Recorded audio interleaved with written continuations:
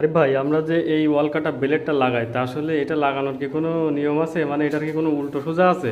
আসলে অবশ্যই নিয়ম আছে, সবকিছুর একটা নিয়ম আছে। হ্যাঁ। এদিকটা উপরে দিলে এটা উল্টো ঘুরবে। উল্টো এটা করবে? উল্টো করবে মানে? মানে কাটবে না, মেশিনটা তো আপনার ঘষে আমাদের মেশিন এই সাইডে, অমনি করবে? এই সাইডে ঘুরবে। আচ্ছা, তাহলে কাটবে না যেহেতু কেন আমরা সেটা সেটা একটু বলেন। আমরা যদি এইভাবে দেই, হ্যাঁ। জিনিসটা মেশিন ঘুরবে এইভাবে, আচ্ছা, এই ডায়মন্ডটা তেলা হয়ে যাবে, প্লেন ছেড়ে দেবে। মানে ধার ডায়মন্ড, ধার হচ্ছে এইদিকে, এই হ্যাঁ, জন্য ধার।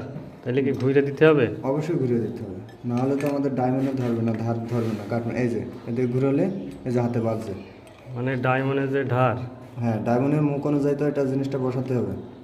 মানে ধারটা হচ্ছে এইদিকে, তাই তো? ধার যদি এদিকে হয় তাইলে আপনার হচ্ছে দেয়ালে বেশি বাঁধবে এবং কাটবে দ্রুত ভালো। কাটবে, এই তো?